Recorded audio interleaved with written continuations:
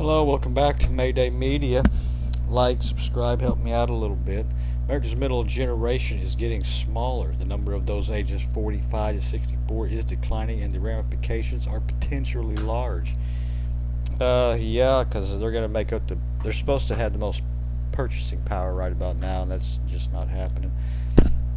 America's middle slice is thinning out, and it's not about income.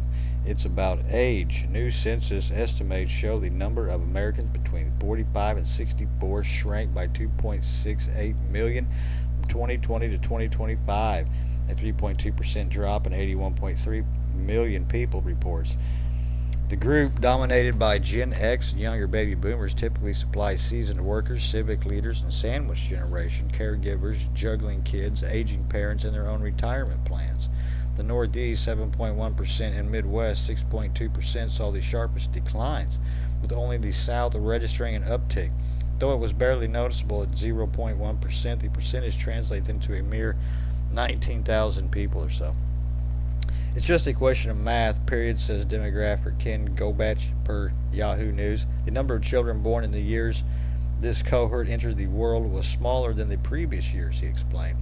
It's not that they're mysteriously disappearing or mysteriously dying. The shift is happening as the country ages overall. The median age is now 39 and a half years old, up from 38 in 2020. While the 65 plus population jumped more than 16%, and the under 18 group shrank over the same span. But the demographics of the 45 to 64 cohort in particular should have local governments and corporations on alert, suggests Axios. This group typically represents peak earners who anchor municipal tax bases and possess decades of institutional knowledge. Where's Gen X? Well, they're poor, they're on the street, they're homeless. Um, they're not going to get any of this. When I was a boy, I would hear people talk about pensions and all this stuff, and I would say something like, "Gosh, that sounds good. How do I get one?" And they would usually say something like, "Oh, don't worry about it. You're not going to get none of that stuff." So instead of digging in and figuring out what a 401k is, how to do other retirement plans, what to do for your kids, they just pretty much were just like, "Oh, you're on your own. Sorry, buddy boy." This was pretty much, Gen X. Sorry, you're on your own, really. And it's paying, it's showing off, especially when the boomer generation, their parents, man, like they had a way different thing with them. In fact, it was my grandparents telling my parents, always trying to get them into these jobs with pensions and all this shit. And they would have blah, blah, blah. We didn't really get that, though. Like the Gen X was kind of overlooked. And I think Gen X was really more of like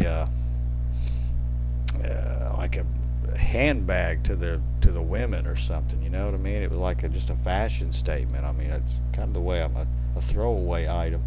SK Hynix says 2027 will be the worst year for memory shortage. Forecast crunch to last until 2030. CEO shares grim outlook on the day SK Hynix gets listed on NASDAQ. Somehow the memory shortage could get even worse next year. We're going to read the comments down here too. Some of the comments are very interesting. Hynix CEO Kwok Nong Jing says that 2027 will be the worst year for ongoing memory shortage. In comments shared with the Reuters, the remarks come from his heels of the successful marking of the largest ever IPO for a foreign company on the U.S. stock market, rising 26.5 billion. We forecast that next year will be the worst year in industry history for supply perspective. Kwon told Reuters, "We still forecast that customers' demand will remain higher than our supply capacity even beyond 2030, but we are doing our best to solve the problem."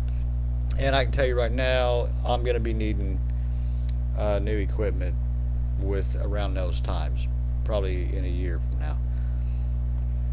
In March, SK Group chairman, whatever else, is just until 2030, and the company has previously pointed to 2027 as a key staging point. Alongside Samsung, DRAM demand is largely driven by the HBM used in the AI accelerators, which require far more sophisticated manufacturing and packaging processing compared to consumers at DDR5. On top of the advanced manufacturing, HBM also consumes more water capacity than DDR5, forcing major memory brands to reallocate supply and double down on an already sticky supply situation. Forecasts like this are tricky. Hynix financial interest for memory shortage to continue even well beyond it set a record quarter over. Blah, blah, blah, blah. Kwan's remarks are just a bid to alley behind these stock. Over the past few months, we've seen the HK Hynix long-term supply agreements. These agreements commit supply over multiple years to particular companies and define a price floor and ceiling during the agreement term. Although LTAs don't directly influence the market price, they secure demand, and we've seen a lot of LTAs over the past several months to bind DRM supply. And him getting out here and talking about this surely isn't going to bump up his stock or something, you know what I mean? Oh, you better buy now. Although memory prices will remain elevated for at least the next several months, we've seen some signs of the market cooling earlier this month, up 15% to 18% quarter over quarter, Q3 26, largest increase, but far lower than the QOQ increases we've seen previously.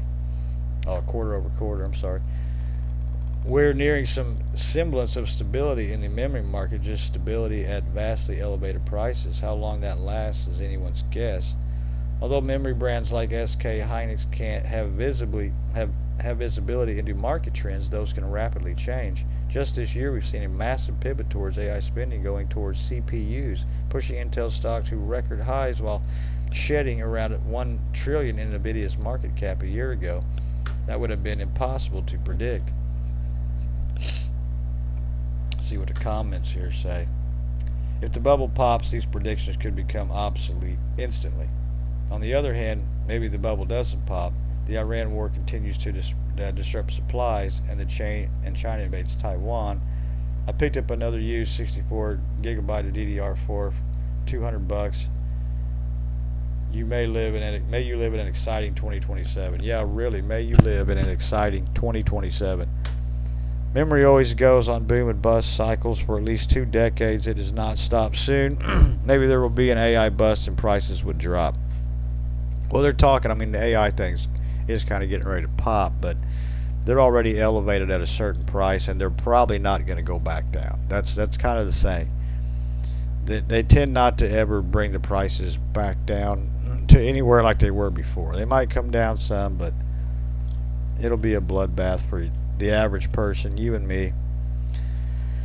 What we got here, this isn't too much dissimilar to the predictions I've read being made by Samsung and Micron. I would suppose it's being made with the nature of their short and long-term contracts in mind, and therefore made rationally, especially so considering that they have fiduciary responsibilities to the shareholders for rational forecasts. What I do wonder is if the Chinese memory MRFs could continue to improve throughout this period and actually become entrenched with fully competitive products. CPUs, including AMD, Intel, may even have to start optimizing IMC designs around their memory. I wonder if the whatever will ever recover their market shares when the bubble does subside. It may be the last hurrah for them. Yeah, again, I think it could be just a way to try and pump up more prices. 3D printed electric motorbike, that's cool. I'm gonna do a little story on that one. That was kind of killer. I could use one of those. Yeah, I think it's just come out to help to keep bumping up their prices, and it's just all this is really done to just nickel and dime you and me to death. For instance, next year when I'm really needing some kind of a computer that might be editing and have some good specs on it, what am I going to pay? $2,000, and I'll try to buy something that's used, been renewed or whatever it's called. Am I going to have to do that? Pay $1,000 for that? I don't know, man. What to do? Do we revolt? Call to arms over RAM shortage? Maybe.